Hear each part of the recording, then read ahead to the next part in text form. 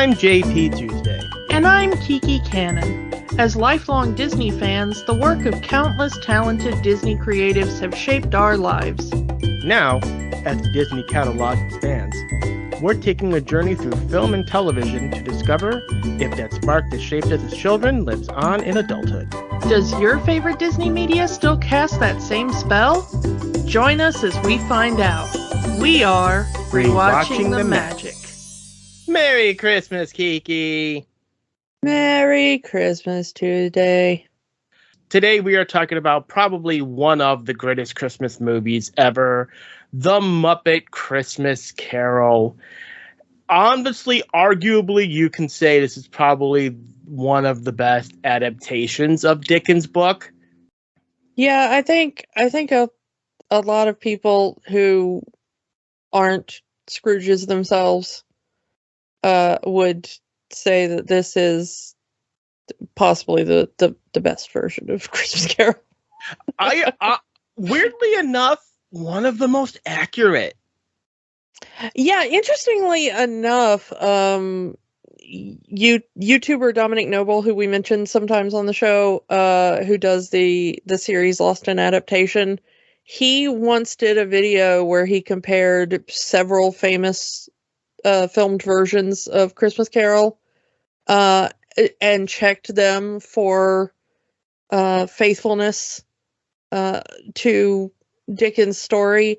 And weirdly enough, he kind of came down on the fact that this one was really shockingly accurate to Dickens' original story. Not just the dialogue of the characters is used verbatim in the movie, but the actual descriptive text, Gonzo as Dickens actually saying actual narration from the book, verbatim. Yeah. And possibly the most faithful version of Scrooge. And that's saying a lot. I mean, you got Patrick Stewart's version, is one of the great in there as well, which, I mean, I don't knock. I love that version. Mm-hmm. And we've got, of course, some of the greatest actors of all time have done their version of Scrooge. It's one of the great theatrical and also film parts to do. But for some reason, Michael Caine in this, it's one of his best roles just ever in his career, which is shocking given Michael Caine's career, Yeah, and this has to be, Christmas Carol in general has to be one of the most adapted stories to film and television. There seems to be, at least once a year, some new adaptation of A Christmas Carol that just gets made. This year we get two. The one I think a lot of people probably are more aware of is the version for Apple TV with Ryan Reynolds and Will Ferrell. But amazingly, there's also one that just got released for Netflix, an animated version of the Scrooge musical. So this year we're getting two adaptations of A Christmas Carol. I don't have the numbers on me, but it has to be one of, if not the most adapted piece of literature there is. Yeah, I mean, outside of probably certain Shakespeare pieces, I think Christmas Carol is probably, and I think Christmas Carol is much more accessible. I know Christmas Carol was one of my first theatrical things I ever did. I was like 9, I think. Who'd you play? I was Scrooge's little sister.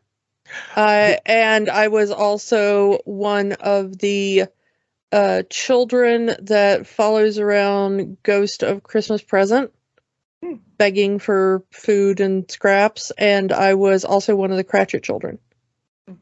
So I played several different parts, yeah. Yeah, Scrooge's sister, probably the only thing from the book that doesn't get mentioned in this movie. Yeah, they did cut her out because the scene of him at school is very short.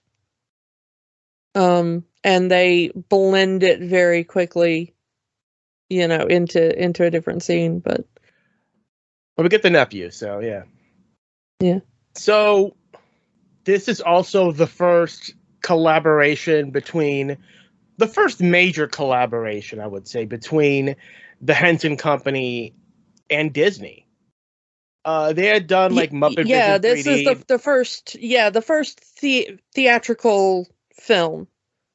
They had not yet bought the Muppets. This is just a co-production. It almost happened, though.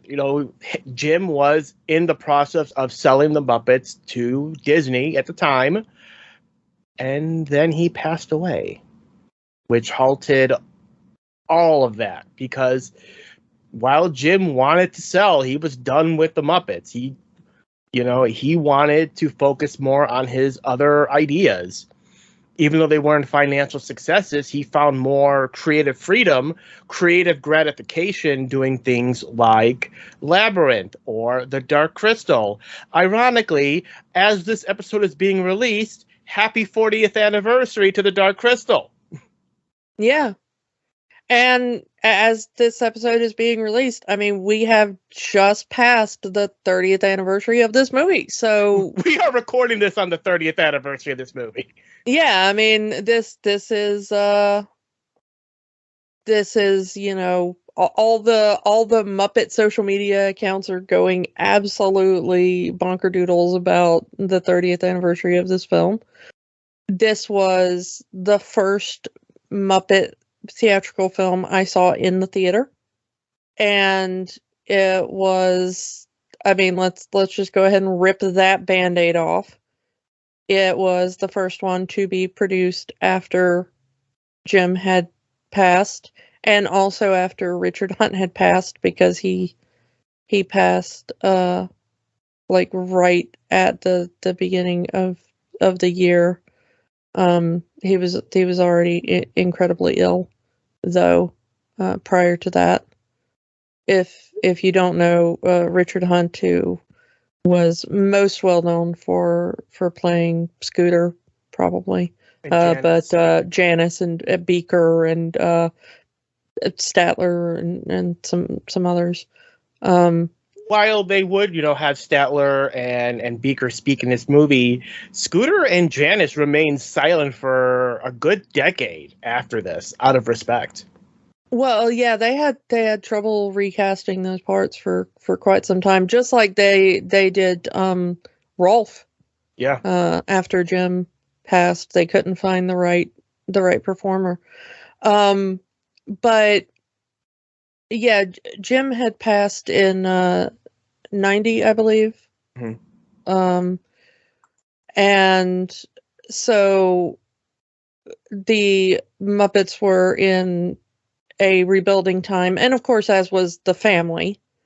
And there was the pause on the sale to Disney, as we've discussed before when we've talked about Muppet projects from the 90s.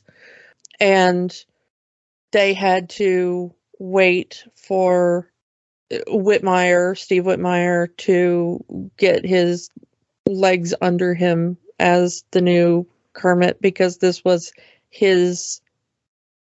basically his big debut. So Steve Whitmire's first official on-screen appearance as Kermit was in a TV special called The Muppets Celebrate Jim Henson, which that was the Muppet Company. That was the Henson Company, their way of grieving Jim's passing. And the debut of the new voice of Kermit. That entire special was leading up to who's going to perform as Kermit and what would his new voice sound like. And we end it with Steve Whitmire doing the first ever lines as Kermit. What a good song. I knew you guys could do the tribute for Jim. That whole special If you've never seen it, or if it's been, your childhood since you've seen it, is absolutely heart-wrenching and very meta, because it's the Muppets acknowledging that they're puppets, because it's the Muppets trying to figure out who this Jim Henson guy is, because suddenly the Muppet Theater starts getting flooded with condolence letters over the loss of Jim Henson, and the Muppets are confused because they're not sure who this Jim Henson guy is. All they know that is he's Kermit's friend. Yeah. But they don't know anything else. And then they decide to do the cardinal sin of Muppets. They look down. Yeah, and they realize that that's where they remember Jim, is they remember seeing Jim when they look down. I remember this Jim Henson fella. Oh, yeah? Yeah, he was always hanging around. Where? Down there. Down there? What do you mean? Yeah, see? Whoa. Hey, who are those guys? I don't know, but they're still following us around. Wow. Hey, look. When we move, they move. Try it. Okay, move. Oh, this is good. Stop. Let's stop looking at him even. It's too weird. That's the thing. We talk about this every time we talk about Muppets, that Jim was not precious about Muppets talking about the fact that they're puppets. Jim never hid himself during an interview. He would do interviews on late night shows and everything, fully visible, with Kermit on his arm. And Kermit would acknowledge that there was a guy attached to him. Kermit would constantly make jokes about, the existential crisis of Jim being attached to him. And they were hilarious jokes and very, because the Muppets weren't for children. The Muppets was an adult line. It wasn't adult in the sense of, the sex and violence joke of the original Muppet Show, but it was adult in the sense of, this is for parents, and your children can also be in the room while you watch this. And might have times changed, because there was a recent interview for the 30th anniversary of this special, and you don't see the puppeteers. You just see Kermit and Piggy and Gonzo and Robin talking about the movie. That is a thing. I will digress for a moment and say that is a thing that shocked me about the recent D23, because they were discussing the new Electric Mayhem series they're going to do.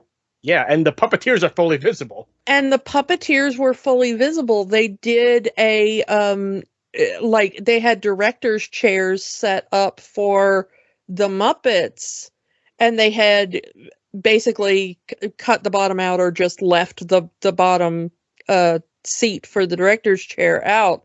And they had the puppeteers lying on the floor with their arms up, with little iPads, so they could see what their character was doing. Yeah, they had monitors set up, so that the puppeteers could lie on the floor and see the monitors. But the audience, and even video and pictures from D23 for that panel, you can see the puppeteers. And ever since Disney acquired the Muppets, that has been absolutely forbidden. Disney's takeover of the Muppets erased the puppeteers from the visual.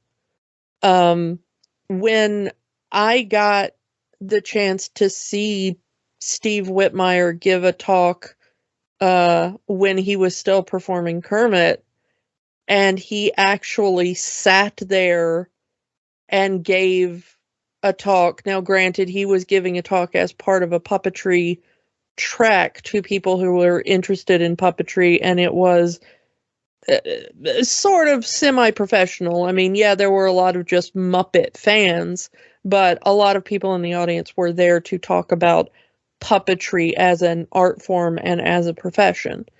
So it was a bit half and half in the audience. But he was allowed in that context to just sit fully visible and bring Kermit out as a puppet and put Kermit on his arm as a puppet and perform Kermit and talk about the process of performing Kermit in a very technical way. And it's very unusual anymore for a Muppet to make an appearance in that way, now that Disney owns the IP. And I hate that because Jim was not precious about that.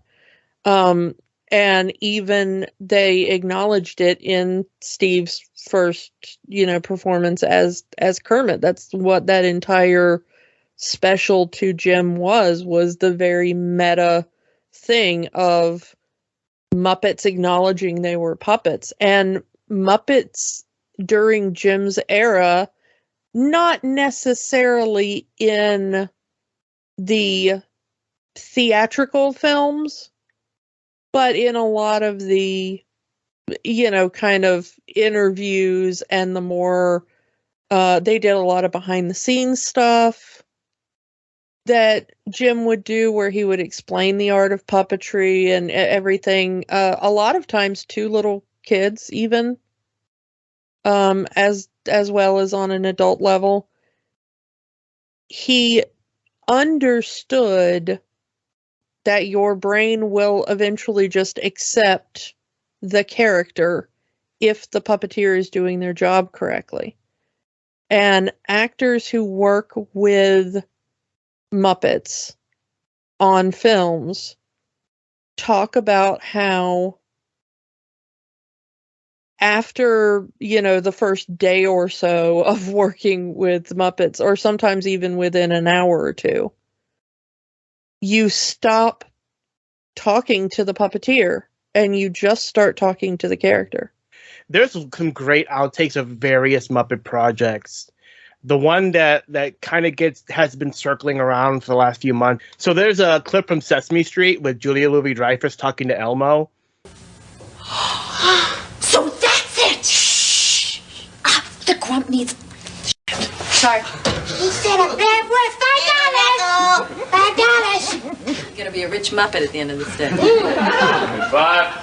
There's a similar one that loves to get shared on social media with Zach Braff. The fans don't really like And red. really popular too. Fans don't really like In certain places. the red puppets, but the Muppets that are red. I'm this up. I'm sorry. Oh, sorry. Sorry, I'm Oh, sorry. wow. Oh, no, you're right. I was going to take that Thank you. Don't take that word to Sesame Street, okay? Why not? Because the kids should not know that word. It's a But bad if you say it, everyone can say it. Okay, fine. You're right. Take it back to Sesame Street. Yeah! It's interesting because that There's the an adult, puppeteer, that there is a puppeteer just barely out of frame that is, and never once does Zach Braff look down to make eye contact with the puppeteer. He is still talking to Elmo.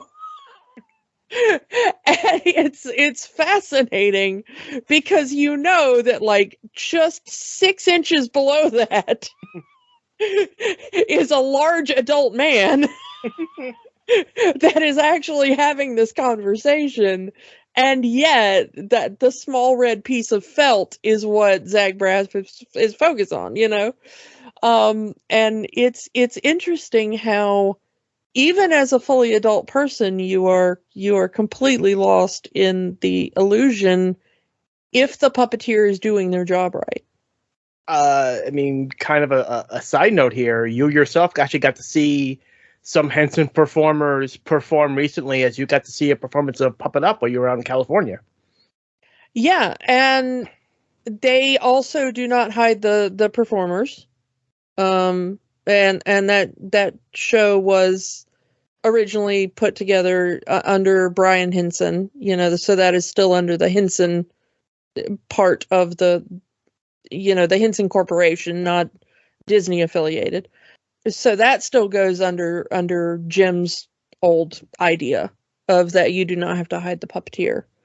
And so it still works under that idea. And honestly, when I was watching the show, you do just kind of focus on the puppets. You do just phase the human attached out.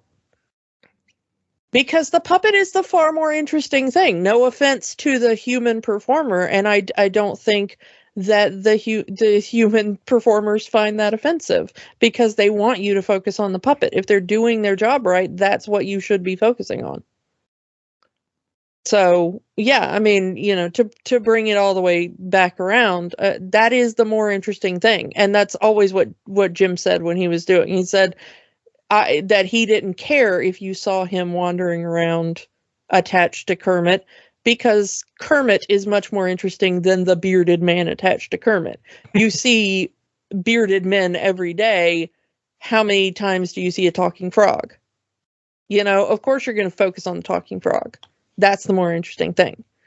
So, yeah, in a film, you're gonna, cut that out of frame, because that's just how movies work. It's the same as any special effect. But, it's, the Muppets have never, prior to Disney, the Muppets were never precious about acknowledging they were puppets. So let's go into the big news that came out with the 30th anniversary. So when this movie was made, this is a side note, this is actually Brian Henson's directorial debut, to which Michael Caine did not know this when he joined this film, and actually complimented the guy because he was directing like a pro, even though this was his first film. But well, he learned under some of the best, including his father. And Frank Oz, because Brian also worked, under Frank Oz on things like Little Shop of Horrors, and so yeah, I mean he had worked under some of the best. Mm-hmm. And when it came out to time to release this film, enter former head of Disney Animation, Jeffrey Katzenberg. Yep. This movie fell under his jurisdiction when he was at Disney. And he said to cut a certain song out of this film because it was too sad and it was too slow, as he felt that the children would lose interest in the film during this song. And, well, we need to keep the children's attention. That song was When Love Is Gone. So that song is not in the theatrical version of the film, which for 30 years I have always said was one of the biggest mistakes that this company's ever done. Because without that song, you don't get the emotional gut punch of Belle leading Scrooge.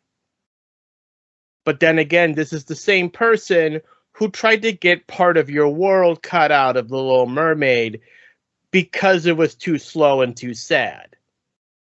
And as a child, that was always my favorite song from The Little Mermaid. So, shows what he knows. Now, luckily, if you had, like me, the VHS copy of this movie, Brian Henson was able to reinsert that song for the VHS release. So I saw this movie for the first time on VHS, and it had that song in it. When the movie was released on DVD, they used the theatrical cut, which did not have the song. And I refused, I'm not going to lie, I refused to buy any copy of this movie that did not have that song in it, because to me, the movie is not complete without it. For years, Brian had said that Disney had somehow lost the master copy of that scene, which is very ironic because we just spent last week talking about how Disney very rarely throws anything away. And I always thought, every time Brian Henson said that, I always thought, yeah, but did they really, though? Because Disney never loses anything.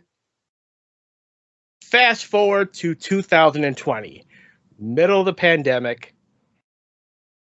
Brian Henson gets a call from Disney that they want him to come to the studio because they're working on a 4K restoration of the Muppet Christmas Carol for release.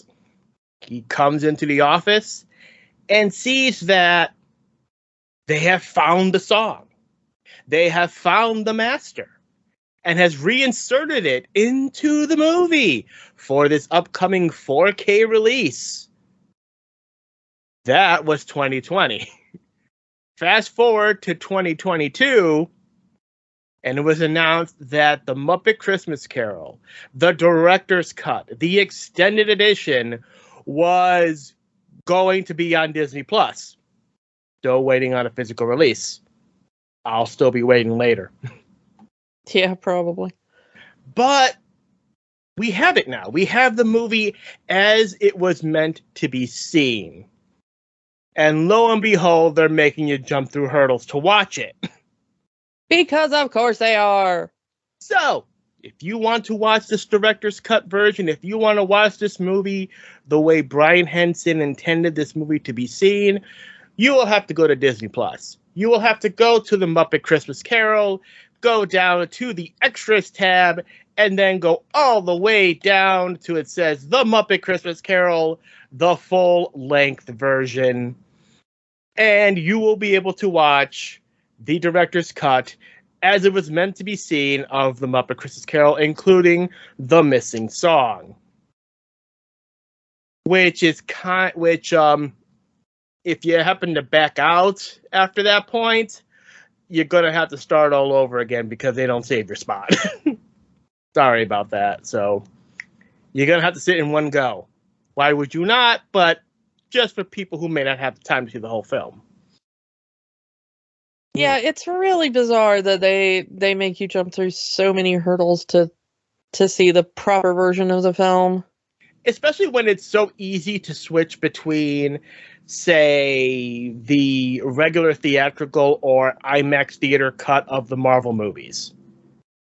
Yeah, we know that they have the function within the software to allow you to choose which version of the film you want to watch on other things, like the Marvel movies. So I don't know why it's not there. Like, do you want the theatrical cut or do you want the, full length? And honestly, I don't know why you'd watch the theatrical cut. Just put the director's cut as the normal cut.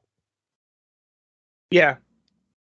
Let's get to our cast. It's our Muppet cast. Everyone, again, the main thing here is, it's Steve Whitmire's feature film debut as Kermit the Frog. Everybody else is here. You have Dave Goelz, you have Frank Oz, you have Jerry Nelson, and everybody else.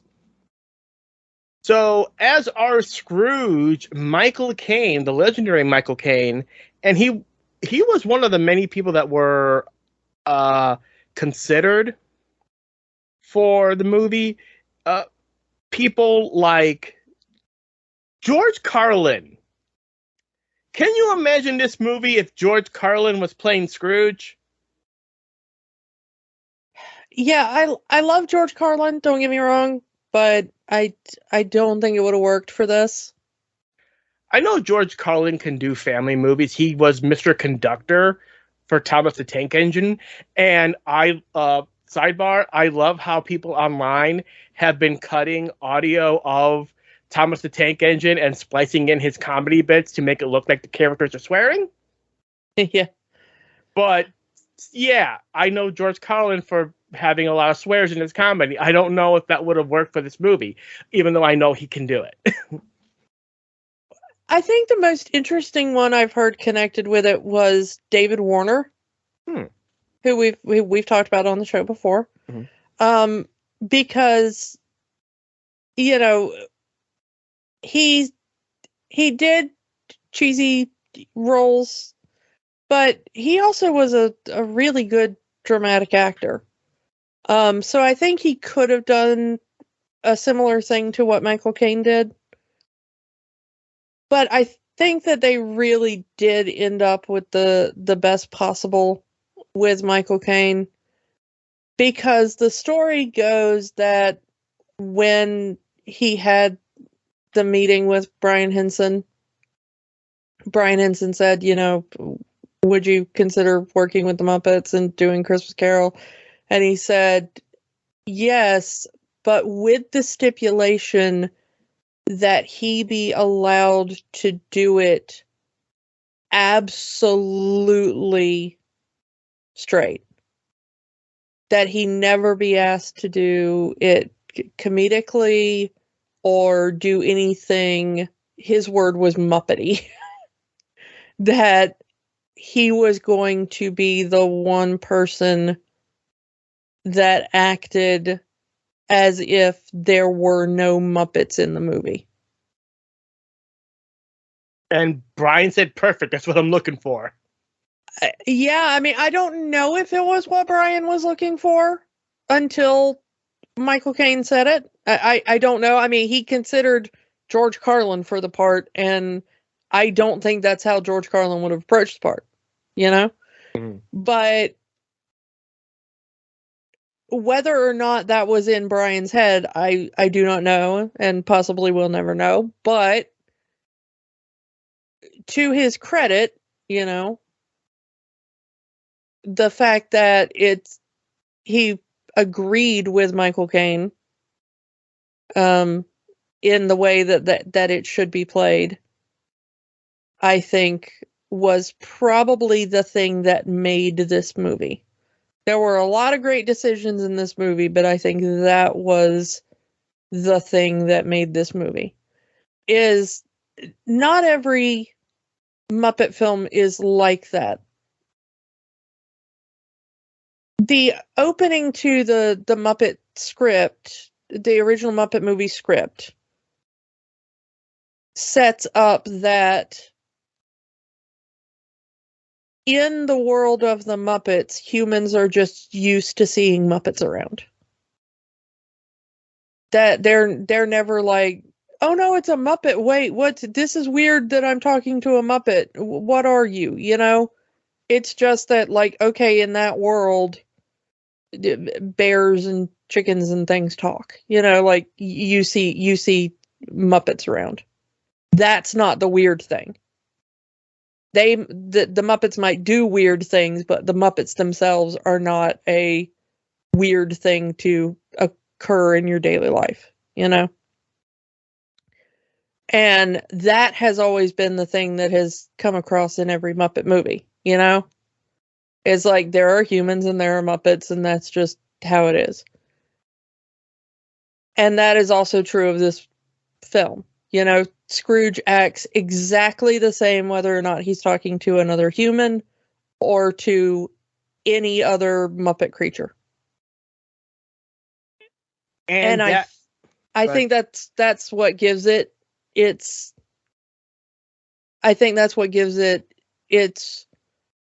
verisimilitude. I mean, I think that's how you end up believing every other aspect of Michael Caine's performance.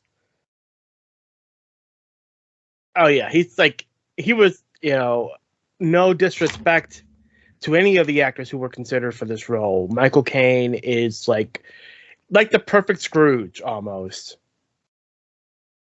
And the perfect Scrooge for this environment somehow, because I don't know how it happened, but for some reason to have like Gonzo and Rizzo running by doing some bit of shtick and Michael Caine standing there delivering his lines like he is on the West End. Like, I don't know, like, it's like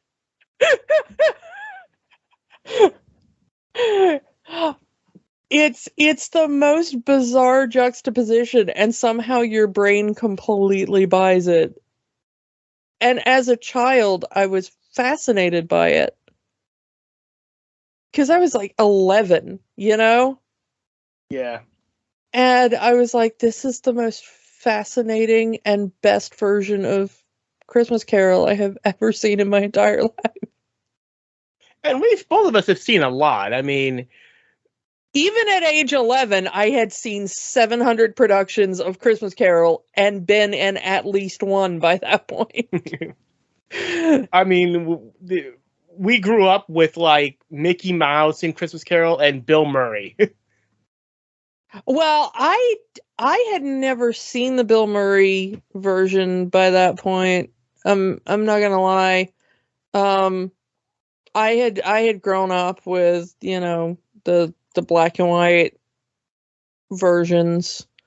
The George C. Scott version I had grown up with, and the Alistair Sim version that was animated.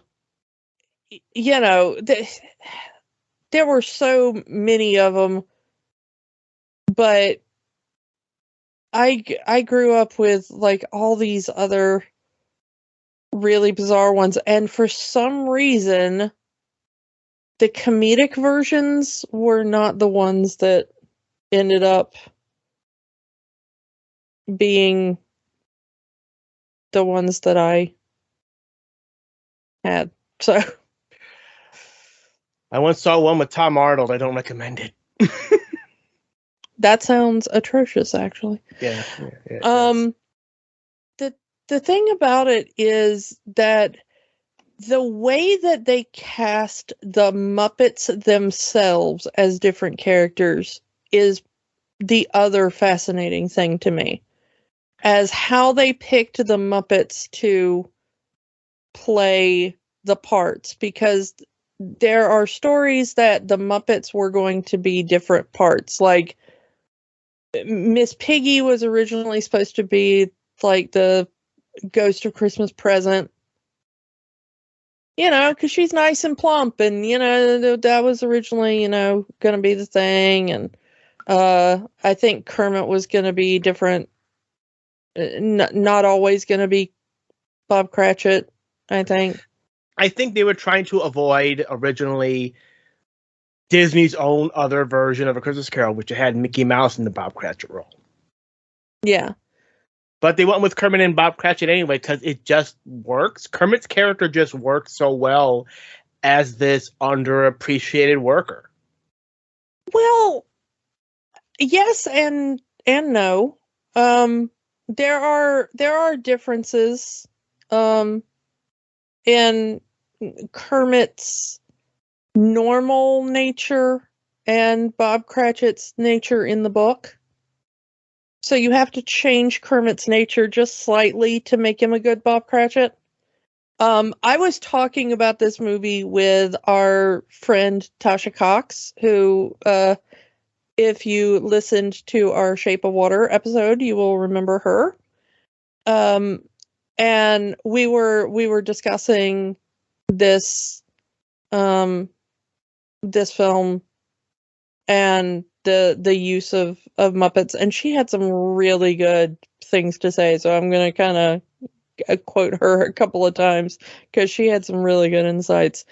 And one of the things she pointed out was that Kermit's normal personality in a Muppet production is that he is a bit more given to frustration and anger.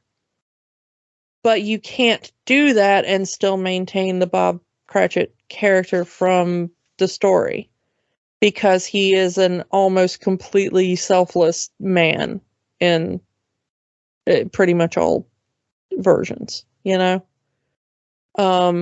because he has to be the epitome of the put upon working poor who is very angelic, not so much as Tiny Tim is, but he himself is very, no, we must toast Mr. Scrooge, the founder of the feast, that kind of thing.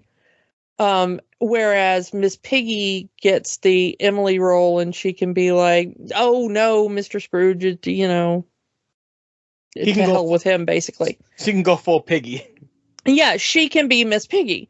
But that's not, Tasha was pointing out to me that isn't Kermit. Kermit will get frustrated and will kind of tell you off if you're being that guy, you know?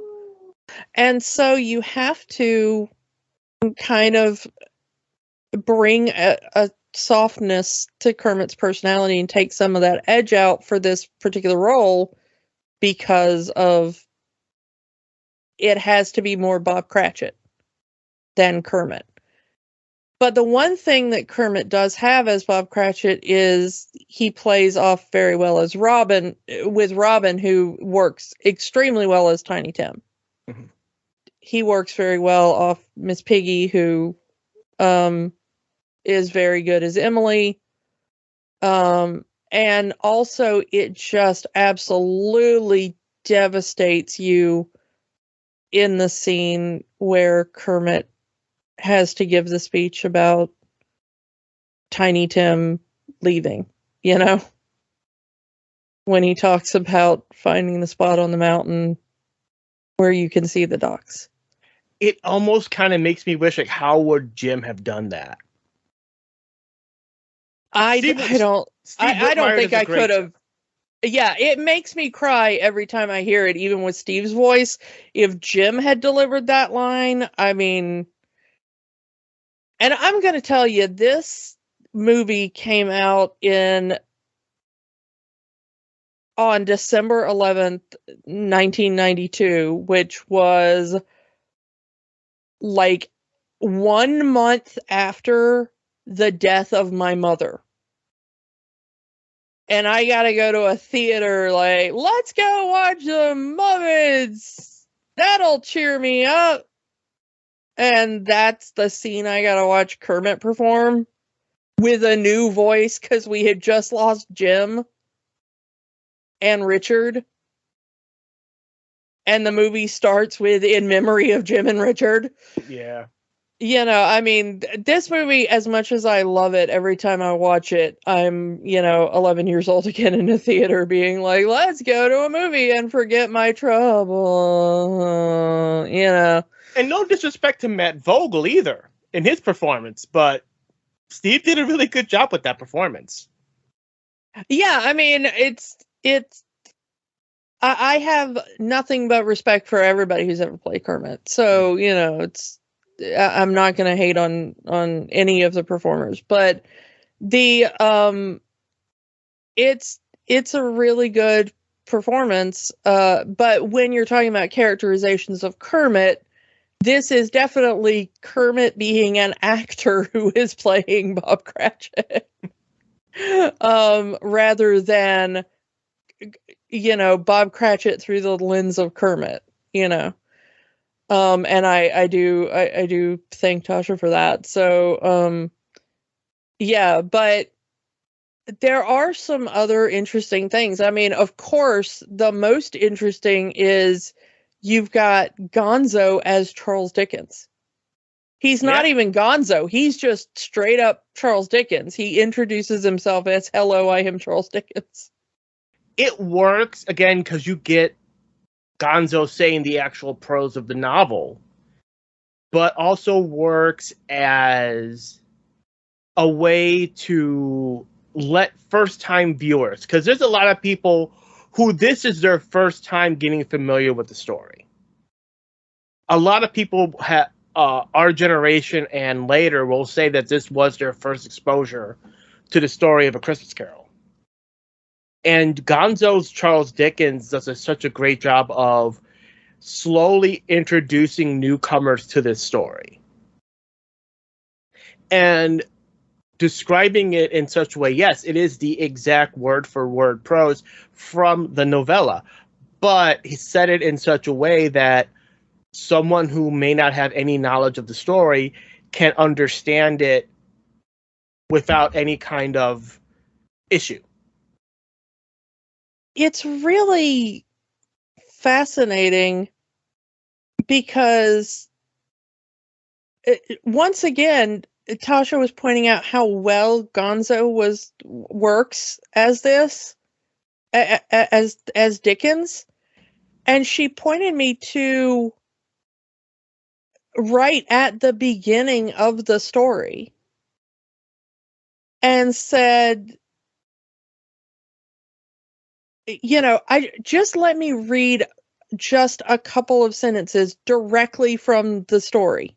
Okay? Go ahead. Old Marley was dead as a doornail. Mind, I don't mean to say that I know of my own knowledge that what there is particularly dead about a doornail. I might have been inclined myself to regard a coffin nail as the deadest piece of ironmongery in the trade, but the wisdom of our ancestors is that in the simile, and my unhallowed hands shall not disturb it, for the country's done for, you will therefore permit me to repeat emphatically that Marley was dead as a doornail. And she pointed out that, like, if Gonzo had just started ranting about which was the deader piece of iron, a doornail or a coffin nail, on the stage of the Muppet Theater during the Muppet Show before Kermit came out and went, Gonzo, what are you talking about? I'm reading the book, Kermit. But, like, that just sounds like a thing that the Muppets would have ranted about. But it's actually in the text it's right there in the text of, Dickens himself just went like, Marley was dead as a doornail. Why is a doornail so dead? Wouldn't you say like coffin nail? But no, some old guy hundreds of years ago decided that dead as a doornail was going to be the phrase. I don't know. I'm not the one writing the thing. I'm just the one telling you about it. But anyway, Marley was dead. I don't know. Whatever. Dead as a doornail. I don't know. Anyway, but on with the story. It's just like out of nowhere. There's just this aside. And it does seem like a very Gonzo thing to say. Yeah. Which I thought, it's been ages since I've read any of the original story, But I thought that also excellent point, Dasha. Thank you. But I can see why you'd pick Gonzo for that, because it does seem like a Gonzo sort of rant and a kind of Muppety sort of rant, The original text is full of these kind of random quips and asides and all that kind of stuff that really does fit with the Muppets, strangely enough. But also the writing, as well as the character of Gonzo, knows when to pull back. Like, there's that part at the end where we're getting to the Ghost of Christmas Yet to Come. He'll say, you know what, kids? You're on your own. I'll see you at the finale. Because they know that you cannot make that scene Muppety. Yeah, and Gonzo has always had a strange sort of heart to him. Gonzo can be wacky, and then he can turn around and sing something like the Wish song or whatever, just rip your heart out. Or I'm going to go back there someday or whatever, and you completely buy it. And all of them written by the amazing Paul Williams, who does all the songs for this movie. Yeah, and so I can't remember. I think it was Brian Henson. I've heard both Brian Henson and Steve Whitmire talk about this movie, and I can't remember which one of them said it, as to how they made the decision to pair up Gonzo and Rizzo, because this was really the beginning of the Gonzo-Rizzo friendship. Unfortunately, that doesn't exist anymore since Whitmire got fired from the Muppets. And they've tried to replace him with Pepe, which I love them together in Muppets Haunted Mansion, but it doesn't feel the same. Yeah. They haven't really found a good replacement yet for Rizzo, sadly. The Gonzo Rizzo kind of double act just sort of came about, I think, because while Kermit was necessary as Cratchit isn't constantly on screen. And so Whitmire was able to do all these other characters, and when they needed somebody to kind of bounce off of Dave Goelz, Whitmire was really good at that, and they felt that just having Gonzo show up alone and doing the narration wasn't really Muppety enough, you know? Yeah, Gonzo does need someone to bounce off of in that opening scene, and every other major Muppet character is cast in a different role. Yeah, and Camilla doesn't work because she doesn't really do English, you know? She just has the bagok kind of thing. And that would get annoying. That would get annoying for having minutes-long conversation for going. Yeah. And of course, you need somebody to translate, and well, you're right, Camilla. That is, you have to do that bit, and that works a little bit with Bunsen and Beaker, but that also gets annoying if you do it for too long. The thing is that there are some of those Gonzo Rizzo bits that I just think, some of them are obviously scripted, like the thing with the jelly beans, Interestingly, Gonzo said on his official Twitter account for the 30th anniversary that somebody asked Gonzo where Rizzo got those jelly beans in Victorian London. And Gonzo said, well, he brought them from home, of course. So if you were wondering, that is the official explanation for where Rizzo got jelly beans in Victorian London. Like there's a scene where they're having this argument, and then Rizzo just kisses Gonzo on the nose. It's like, well, that's what I was getting to, is that the jelly beans were obviously scripted, but there's a moment where he's eating the jelly beans, and Gonzo looks at him, and then Rizzo just leans over and just so gently kisses Gonzo right on the tip of his nose. And I was like, that had to have just been an ad lib, because there's that long pause of just Gonzo staring at Rizzo like, what are you doing? And Rizzo just leans in and just so gently kisses Gonzo. I could see Steve saying, okay, Brian hasn't said cut yet. I gotta do something. Yeah. Brian, are you gonna say cut? Are we done with the scene? There's no dialogue left. What are we doing?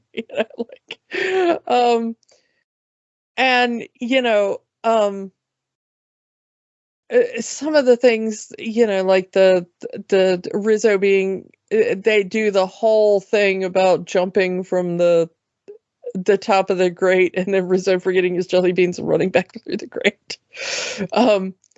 But there are two bits with Gonzo as Dickens that I think are amazing, because most of it is played oddly relatively straight with just Gonzo being Dickens. But there are two things that are held over from Gonzo also being Gonzo, which is that things keep happening to Rizzo, and he keeps getting injured or thrown off of things or falling off of buildings or whatever.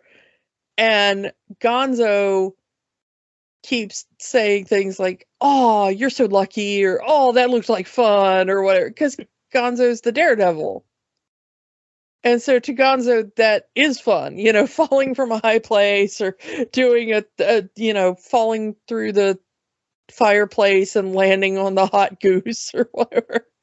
To Gonzo, that does sound like fun, it's an epic death-defying stunt, and so I like that Gonzo as Dickens keeps being jealous of or having fun when those things happen, and Rizzo is just not into it.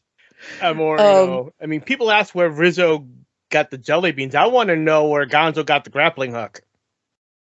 Yeah, but the thing is that an iron hook in Victorian London has a lot of uses and would have been around. And what is that jelly hook beans in Victorian London? I'm not sure were invented yet. I don't. And where is that hook connected to? Because he throws it at Scrooge, it connects to something, and it's just. I'm really going to hope it's the belt of Scrooge's robe, because it's like dangling right between Scrooge's legs. I'm hoping that it's the belt of his robe. Let's just go with that, and yeah. But the other thing that's the holdover from Gonzo being Gonzo is that there are multiple chicken jokes. So now the Muppet version of Charles Dickens also has a thing for chicken. So I find that hilarious as well. It just no matter what part Gonzo is playing, his character will always have a thing for chickens, which I like. But I think the greatest bit of casting, and it's very quick, is Sam the Eagle. Because how do you get an American Eagle into a production that is so very English? And they went with casting him as Scrooge's schoolmaster, which I thought was absolutely brilliant. Teaching him the ways of business. Capitalism. What's more American than capitalism? It's the American way. And then Sam, Dickens, Dickens has to whisper in his ear, and then he has to go like, "It's the British way." That is like the most Muppety thing, is this Gonzo breaking character going up to Sam like, "Sam, you're not American in this story." But it is interesting though, because when you're talking about, you had to change Kermit's character so much to accommodate Bob Cratchit. The interesting thing is they played into some of Sam's character traits in order to make this character work, because Sam's character traits fit this character so perfectly. Mm-hmm. Which is his, the fact that he's always so strict, and nobody better have any fun here, and like, so. With, and the fact that the schoolmaster was such an influence on the way Scrooge is in the present day, and you see it there. Yeah, you do see that this is kind of where Scrooge gets his quote-unquote work ethic and all that. And that Sam's stern demeanor and discipline rubbed off on young Scrooge is really fascinating. And I thought, that is a perfect kind of a character, because if there's a Muppet character in that kind of original Muppet Show cast working in theater that you could kind of equate those character traits to, it would be Sam. Mm-hmm. He's the one that kind of comes in and everybody get back to work, Mm-hmm. And so having him be that influence is interesting. But the one that I didn't really think about, that once again Tasha had some fascinating insight on, was when they cast Fozzie as Fozziewig for Fezziwig. And I think that I never really thought about it quite in these terms, but Fozzie, in his relationship to Kermit on like the Muppet Show and in Muppet Movie and everything, really wants to be like Kermit. He always has that desire to be that leader that Kermit is.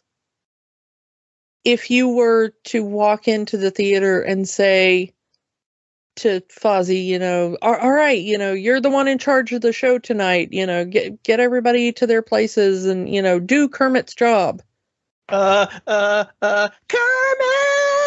He would freak out, but he thinks that that's what he wants. Mm-hmm. If you were to ask him, like, what's your dream other than, being famous comedian? he really does admire that about Kermit and wants to do that.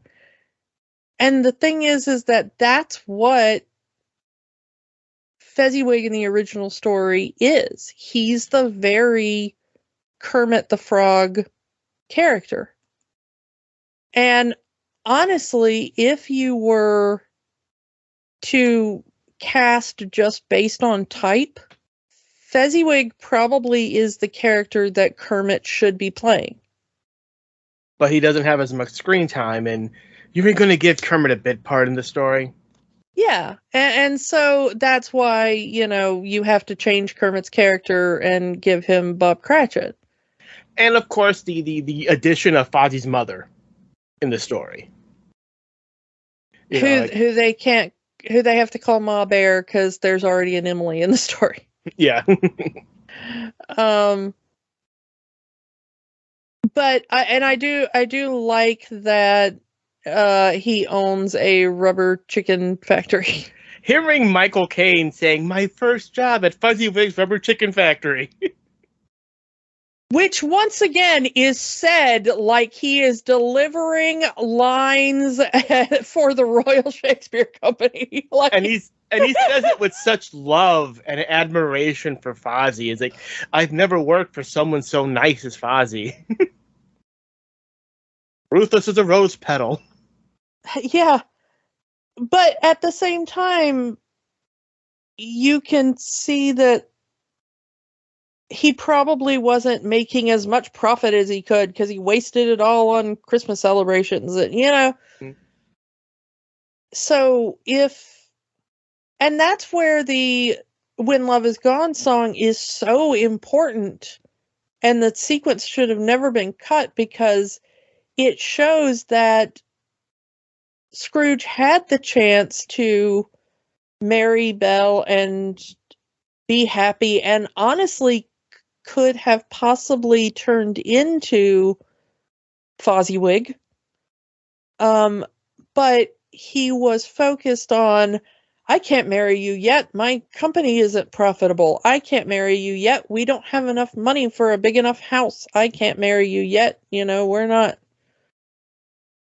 And he keeps saying, no, I'm doing this all for you. I love you. And so therefore I have to have all this money and all this, And she's saying, no, it's not for me because I don't care about that stuff. All she wants is Ebenezer.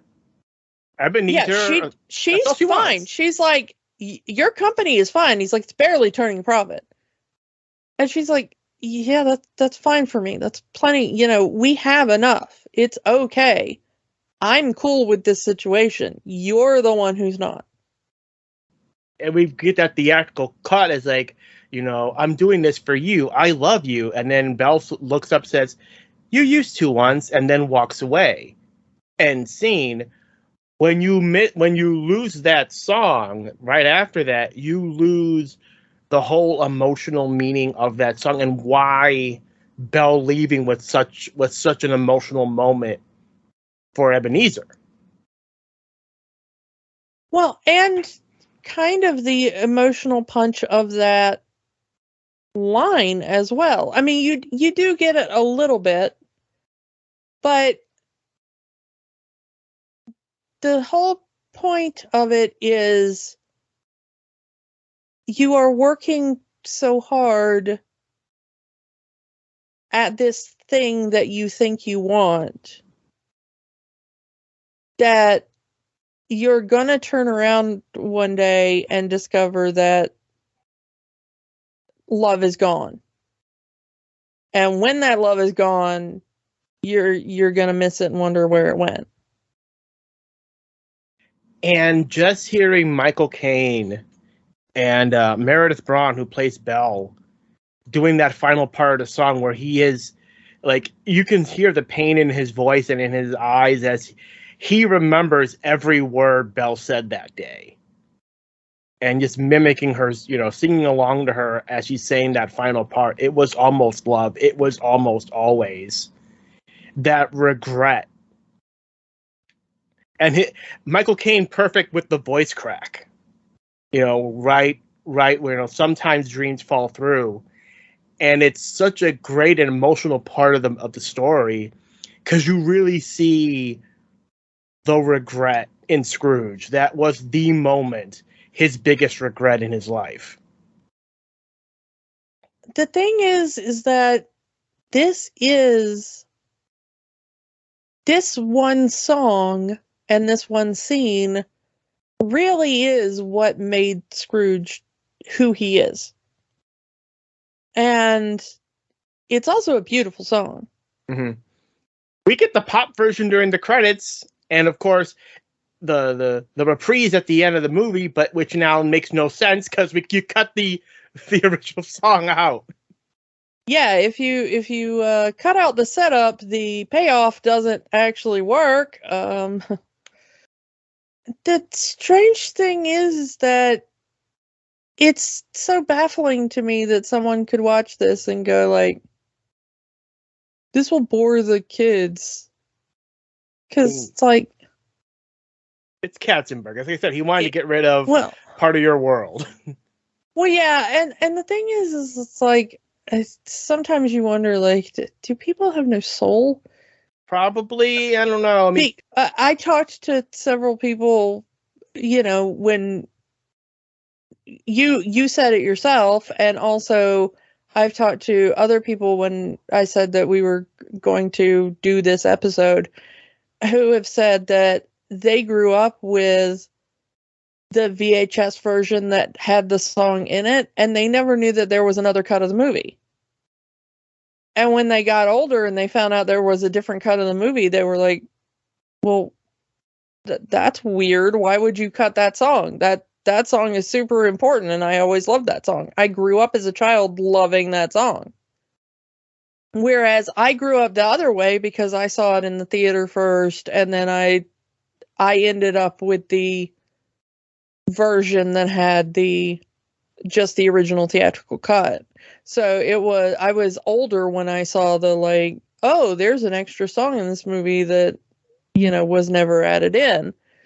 And then when I saw it, I was like, why did they ever cut this song? This is a gorgeous song. And it makes way more sense as to why Scrooge is the way he is. But the people I know who grew up with the song as children loved that song. So, hush, Katzenberg. Also, the pop version of this song is not very good. I like Martina McBride who sings it, but the pop version at the end is really bad, even for a pop version of a song. It doesn't have the emotional gut punch that Meredith Braun's version does. Yeah, but it's just it's a really bad mix of the song or something. I don't know. Martina McBride does not sound like herself. The way it's mixed doesn't sound good. I don't know. I don't like it. Yeah. Also, the choice to not cast any established Muppet character as any of the ghosts. These are all completely original characters. And they're perfect. Mm-hmm. You've got, Jerry Nelson, the amazing Jerry Nelson, playing Ghost of Christmas Present. Amazingly, you get Jessica Fox doing the voice of the Ghost of Christmas Past, not the actual puppeteering. Yeah, the puppeteering was done by Karen Prell, who a lot of people remember as Red Fraggle, or the worm from Labyrinth. The Ghost of Christmas Past, I think, is the creepy one. I don't know. There's something about that little baby. I mean, they make it look like it's a doll. It's the most doll-like Muppet I've ever seen. Yeah, I don't know. There's just something really, really creepy. And then Scrooge is like, but you're just a child. And I'm like, no, it's a nightmare is what it is. But I also think that the Ghost of Christmas Future, Ghost of Christmas Yet to Come, or whatever, you want to call it. I think that that's one of the best versions of that. Because it's creepy, but it also feels tangible. I mean, I know it's just a dude in a suit, but so many of the versions just try to do like a, oh, let's do a blue screen thing, and it'll be like, it's a sheet on a rod, and we'll just kind of move it through water or something, I don't know. It really does feel like an entity that is present and menacing. And the way they do the hood, where there's just kind of like a void inside of it, is really unsettling.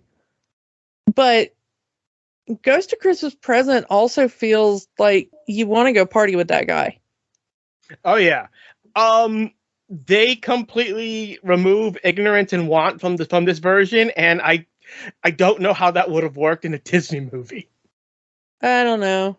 But they, the idea of Christmas Present mirror shoveling back Scrooge's words from earlier in the movie when he sees Tiny Tim, and well, he'll die, and decrease the surplus population. Isn't that what you said?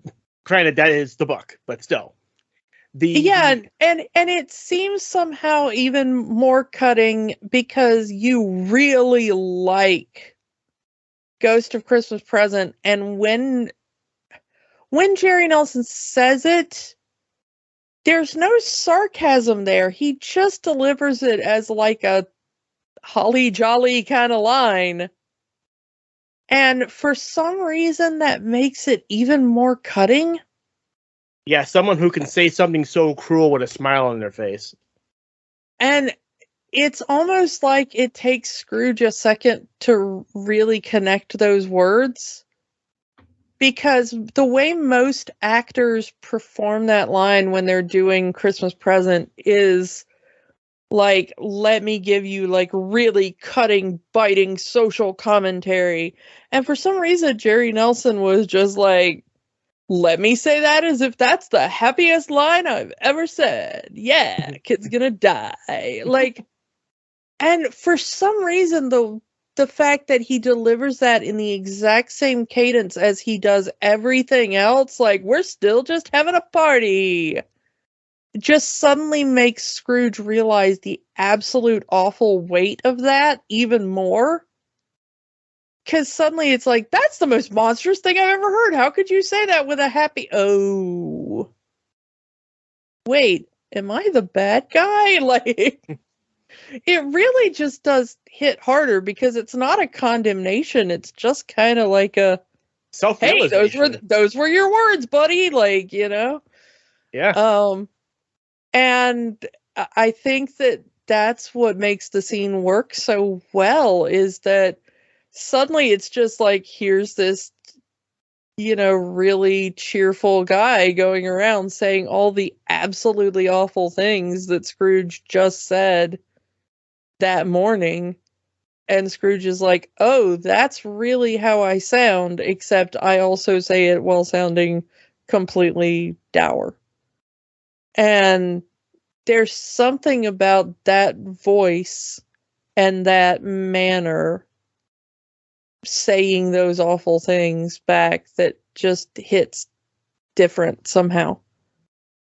Yeah, I like that performance because of that. I think it's probably my favorite version of Christmas Present in any. I mean, and then the puncher there is Gonzo continuing the narration as Rizzo is counting the bells as he's ringing them. 1, 2, 3. Yeah. Well, you don't want to get the wrong number of bells. Yeah. You might hit 15 o'clock or something. That would be my problem as a bell ringer. It's like you got the ADHD or whatever, and also I just like the sound of bells, so I just like get into a rhythm and be like, yay, bells! And then I'd be like, wait, 23 o'clock, oh crap, like, yeah.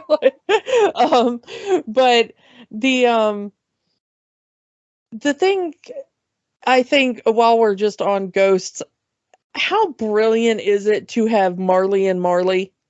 Oh yeah, I wanted to get to them. The That's another one. Is that once they had apparently Brian had a problem of who was going to play Jacob Marley, and then when they decided to put in Statler and Waldorf as Marley and Marley, Jacob Marley and Robert Marley, Bob Marley. It's such a good joke. And they have their song, and it's one of those songs that is one of the most remembered songs from the movie. We just mentioned When Love Is Gone, but it's like Marley and Marley, or It Feels Like Christmas, or One More Sleep Till Christmas that Kermit sings earlier. And I listen to One More Sleep Till Christmas every year on Christmas Eve. Yeah.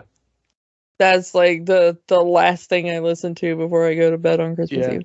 So, of course, them being, the ones that heckle Scrooge, and then the strangest thing that I've seen as a young person watching this, young Statler and Waldorf. Yeah, that's so bizarre. Also, old Sam the Eagle. Can we just mention that for a second? Like And at old the end of the Fozzie. movie. Old Fozzie. Well, yeah, as well. old Fozzie as well. But I think we've seen old Fozzie in other productions over the years. Old Sam the Eagle, and how he has like that line of feathers. Like he's got a line of gray feathers that they add to his head, which I think is so funny. But to me, like the perfect setup is that Fozzie is doing the speech up in the balcony, is Statler and Waldorf doing the heckling. Like the perfect reference to the Muppet Show. Yeah, and I just have to say that Marley and Marley song is such a banger. Again, credit to Paul Williams' writing skills. Oh yeah, a Paul Williams song is just a thing of joy forever. But it is, and the puppetry in this sequence, with the way they use the chains and the ledger books and all the other little props as they float through the air. I know a lot of people who were absolutely terrified by this scene as a child. It's the mix of the music, all the chains, the money boxes and everything, and the fact that the chains are slowly before we get to the crescendo of the song where they just start pulling Marley and Marley back down to the underworld. And Michael Caine sells this like this is the most terrifying thing he has ever seen, and not a couple of Muppets singing a song at him. It's nothing, because Statler and Waldorf are green screened in. This is, Yeah, I have no idea what he was seeing, if anything. Mm-hmm. During his reaction shots. I've never seen like behind the scenes footage of this scene, so I don't know if it was like, look at the tennis ball on a stick or whatever, like I don't know what method they were using, but and they do the same trick for Ghost of Christmas Past. Yeah, I honestly do not know what he was reacting to, but oh my goodness, what a professional, because you buy every second of it that he is seeing the most life-changing, horrifying thing in his entire life, and it is Statler and Waldorf singing the most banger song you have ever heard. And Michael Caine is absolutely having brown trousers time at the other end of this song. Maybe the old guys had a point about heckling the talent at the Muppet Show. It's like, when they have like the banger song of the movie. Yeah, maybe. You never think that Statler and Waldorf had it in him, because all you think the entire time is like, well, if you think you can do a better job, but here they are in Muppet Christmas Carol coming up with the absolute creme de la creme of the film. singing and dancing their way through the film. I mean, come on, maybe all these years we should have been putting Statler and Waldorf on stage. Maybe. Those old queens can get it. Come on. Get on stage, boys. Give us a performance. Come on. Kermit and Piggy as the Cratchits with their frog boys and pig girls. A joke that continues. Yeah.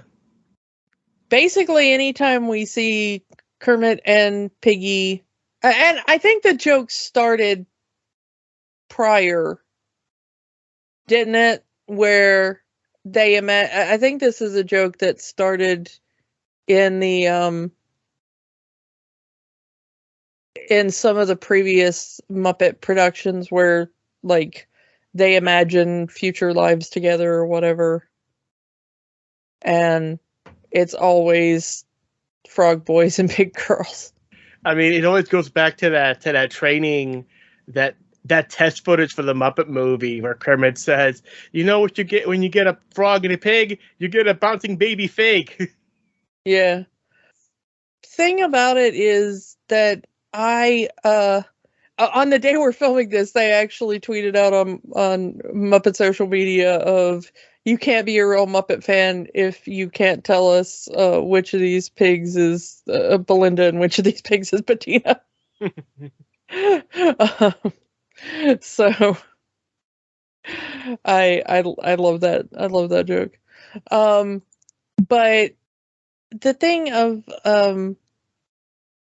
them having these moments where the bits of Scrooge changing his personality, where you see him start to break through of, like, oh, I remember Fozziwig, and then you get the moments where he is with Ghost of Christmas Present, and Ghost of Christmas Present is singing his song, and Scrooge starts dancing a little bit, and starting to get into it, and and by the end of it, when he's back and it's Christmas morning and he's talking to Bean Bunny and go get me the turkey and all that kind of stuff, and then he's got that moment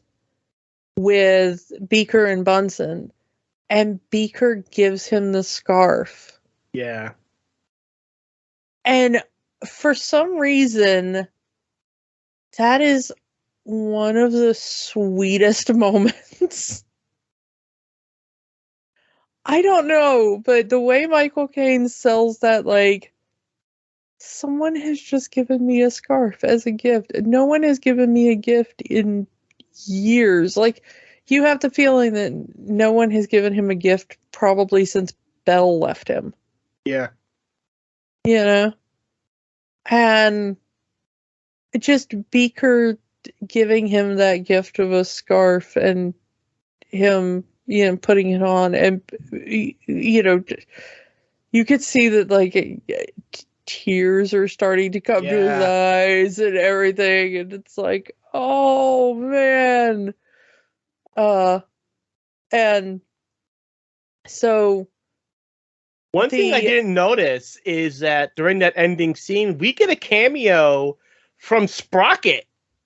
I noticed that too. Yeah, Sprocket is from Fraggle Rock. Yeah, but yeah, he's in one of the buildings there, and it's a blink and you'll miss it. But yeah, those little moments where you can see his personality soften, and you can see that he's really wanting to get into it and all that. But I do think, I've always thought that one of the funniest lines, because I mean, I know the whole thing is a Christmas Carol and everything, but it's one of the funniest lines. And interestingly enough, I've thought this for years, and I do like that Cinema Therapy, the YouTube channel brought this up in their new video, so shout out to them, because I've thought this for years, and one of their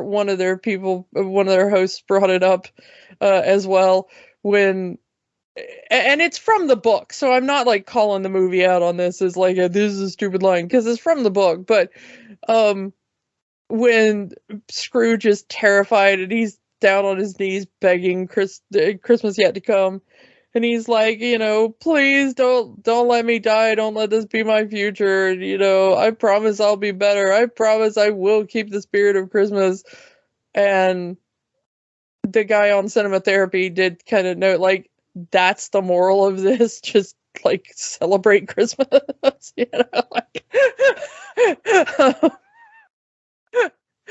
Which is like, yeah, okay, it's a broader thing, like be more charitable and stuff, like that's supposed to be the spirit of Christmas, but it kind of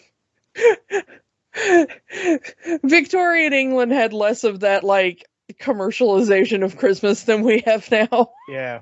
So watching it from a modern perspective, it's like throw a party and buy people gifts or whatever, like go buy an Xbox and your future won't be so crummy, kids. Like it hits a little different now, but it just, the way like Michael Caine sells it so well that it's like it does hit a little weird when it's like, I promise I will keep the spirit of Christmas all year long. And in such a hyper-capitalist society, it just hits a little different now, Yeah. I get what Dickens was going for. I'm not like, that's not a knock on Dickens at the original theme of the story, which I support, but just slightly different to a modern audience. But yeah, I love that Cinema Therapy did their video and they chose to therapize Scrooge, but specifically this Scrooge, because they said this was the best version of Christmas Carol, and they're right. Yeah. But yeah, interestingly, when this came out, it was not like super well liked by critics. I mean, it was like okay liked, but the film critics were like, yeah, it's okay, it's a Muppet movie, but like, this isn't going to go down as one of the best versions of Christmas Carol ever made or anything. Oh, how wrong they were. And here we are 30 years later, and like every millennial and below is like, this is the best version of Christmas Carol ever made. It is. I mean, it kind of is. It's the one that kind of always, of all the versions of Christmas Carol, this is the one so many people go back to. Granted, it's probably the one that they were introduced the story to, but there's just so much warmth in this movie, and it's, as we said before, probably one of the most accurate to the book versions of A Christmas Carol. Yeah, I mean, without just, if you take away the fact that, like, yes, okay, some of the parts are being played by Muppets, there's not much more you could do to make this more faithful as an adaptation, rather than just stand there and quote the book at people. Mm-hmm. And honestly, this film basically just stands there and quotes the book at people. God, that's Gonzo's entire thing. Yeah, that's Gonzo's entire point, is like, hi, I'm going to stand here and quote the book at you. Because a lot of the lines from the characters are just quoting the book at people. Down to the lines like that Kermit says, down to the lines, I mean, pretty much all of Gonzo's lines are just from the narration of the book. Almost all of Michael Caine's lines are straight from the book. Most of Kermit's lines are from the book. I mean, you basically have to get down to just the stuff that Rizzo says before you get to... Or Piggy. a little bit of what Piggy says, but even some of the stuff that Piggy says, founder of the feast indeed, and like that whole speech is basically from the book. Most of the Tiny Tim lines are just lifted from the book. Some of the Sam the Eagle stuff is different. The Fozziewig stuff has been changed a little bit, yeah. And the Marley stuff was modified because most of it was put into song. But other than just kind of we shoved this into an hour-and-a-half movie, a lot of this is, almost directly word for word from the book in large places. Mm-hmm. So it's hard to find something when you're just talking about like, I want a faithful adaptation. What you're saying is you're mad that it's performed by puppets. You're mad that we have frogs and bears and chickens and things. Yeah, but I mean, honestly, if you just did a Christmas Carol as performed by a puppet theater, it's almost exactly the same thing with a couple of jokes thrown in. Yeah. So, I don't really know. I mean, unless you're having a quibble with the songs or the jokes, okay, fine. I mean, there are other musical versions of A Christmas Carol. Again, the two versions that came out this year are both musicals. Yeah. And both of them are comedies. So, I mean, is your quibble that it's a comedy? Is your quibble that it's a musical? Okay, fine. Those are, I mean, I will disagree, but if that's your problem with it, I'm not going to stop you. Is your problem that it is Muppets/puppets? Okay, fine. I mean, I'm going to tell you this straight out. I went to Thanksgiving with one side of my family, and one member of my family was watching the Macy's Thanksgiving parade, and the Fraggles came up, and that particular member of my family started smack talking just Muppets in general, and I was like, we are not related anymore. Not for real, but it was a very much a like, how are we related moment. Every family's got one, I guess. I don't know. Yeah. But as far as things to disagree with your family on, that one's minor, I'll admit. But I mean, everybody's got their own particular taste. If you don't want Muppets in your adaptation, okay, fine. There are other adaptations you can watch, but this is definitely my favorite adaptation of Christmas Carol. If I'm going to sit down and watch an adaptation of Christmas Carol, I'm going to watch this one. I don't watch Christmas movies. This is a Christmas movie I watch every year. And, a lot of people will say, oh, it's a kid's movie. They've toned down the book. They really don't. Yeah, this is, like we've said multiple times, this is basically just the book. I mean, and the fact that they pointed out in the movie, wow, this story is really scary. We got kids in the yard. So are we okay with that? Oh, no, this is culture. It's fine. Yeah. And honestly, there are scary things in other Muppet films. I mean, we've talked about it before. The Muppet movie literally has a guy hunting Kermit down because he wants to chop his limbs off and sell them for other people to eat. Yes. So at that point, just kind of facing your own mortality and the fact that people don't like you, I mean, it depends on your ability to process existential crisis, I guess, but I don't know. I think I'm going to have... Scrooge's entire thing is, am I the bad guy? That, and then realizing, yes, I am the bad guy. I do not want to be the bad guy. Yeah. Dear Muppets, can we please send you to talk to some certain billionaires right now? Because I've got a list, and I'm checking it twice. We need some ghosts. We need 3 ghosts. I don't think we I mean, do we have enough ghosts to send to every billionaire in the world? Yes, we have more than enough. You know, it's lasted for 30 years. The fact that, and there are some adaptations of A Christmas Carol that get forgotten very quickly, or especially the ones that try to modernize the story get dated very quickly. The fact that this story sticks so close to the original story, the original book, the original time period, it almost makes the movie timeless.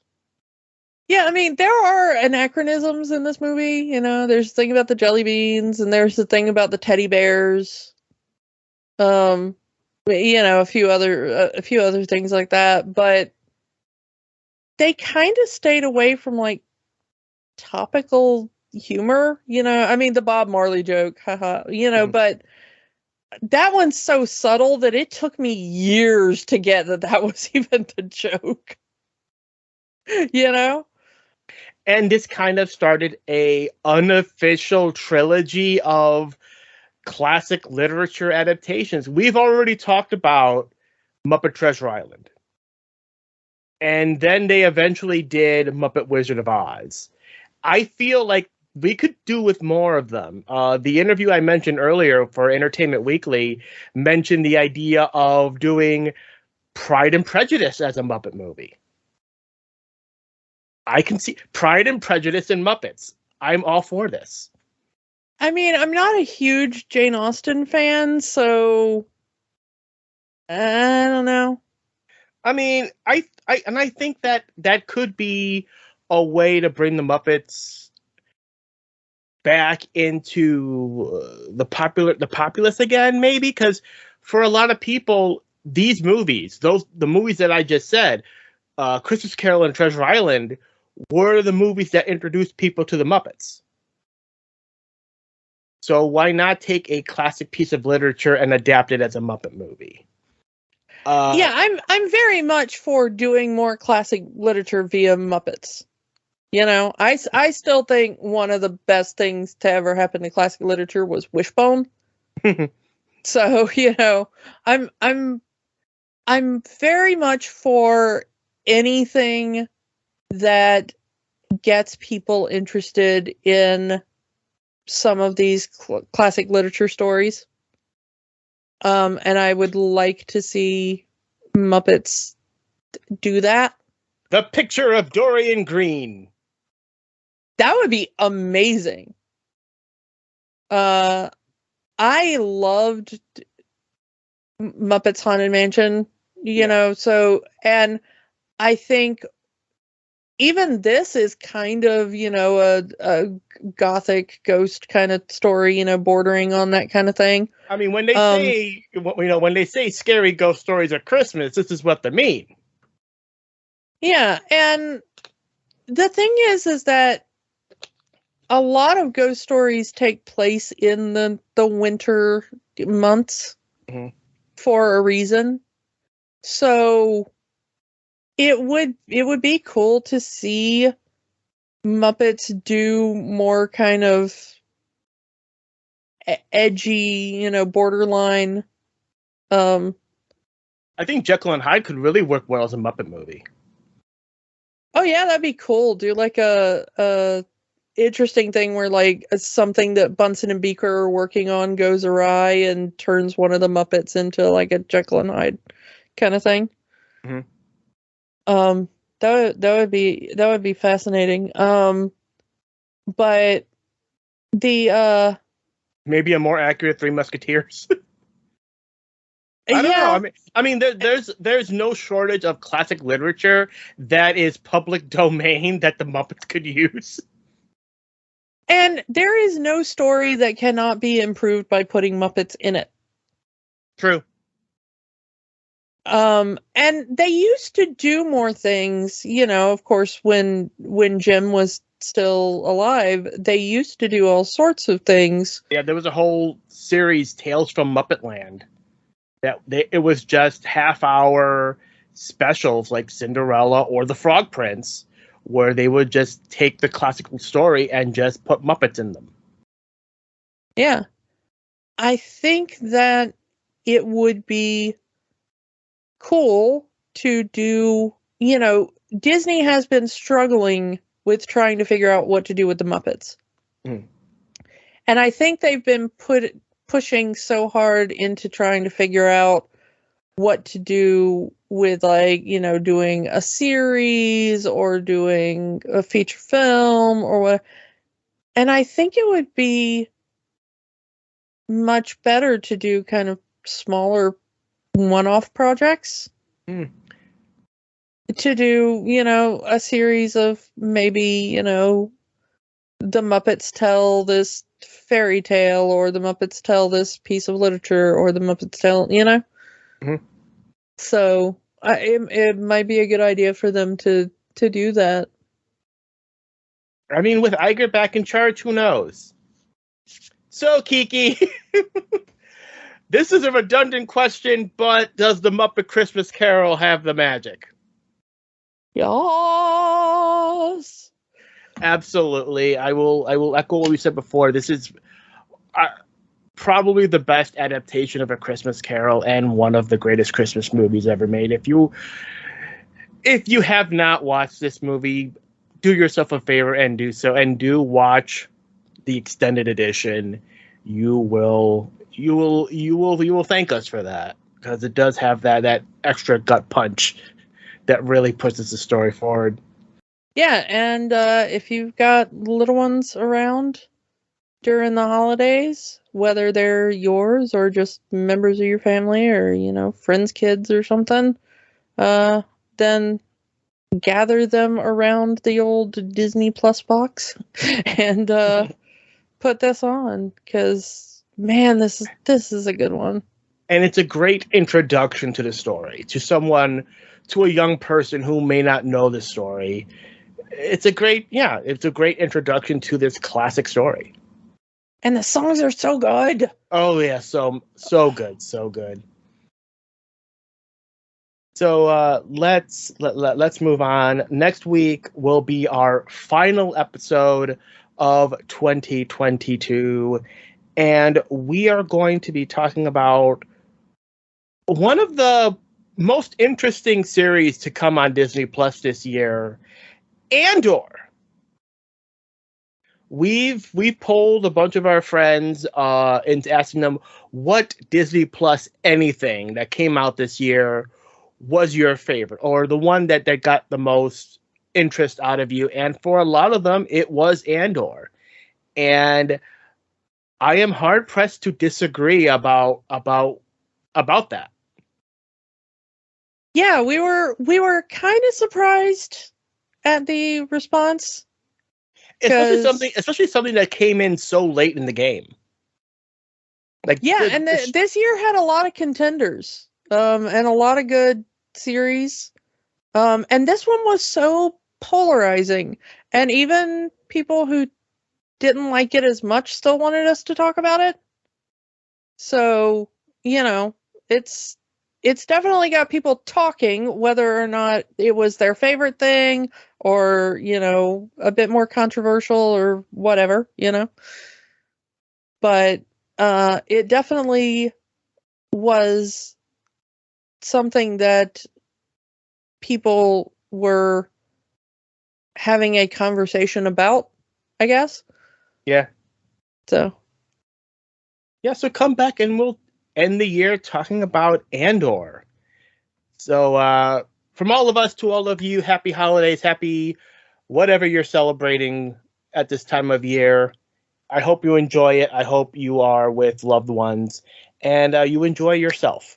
So go watch the Muppets. Yeah, go watch the Muppets. And we will talk to you all next time. Bye. Bye. If you want to help the fight for human rights in the U.S., the American Civil Liberties Union works to protect constitutional rights for all Americans. Their website is aclu.org. If you need reproductive services in the U.S. or wish to donate to those who do, go to abortionfunds.org for more info. The battle isn't over until the last person surrenders. The fight continues. Don't let the magic stop here. Join our conversation online on Facebook at Rewatching the Magic. Twitter at Rewatch the Magic. And of course, new episodes every week at rewatchingthemagic.podbean.com. Remember, the magic is for everyone. It only stops if you let it.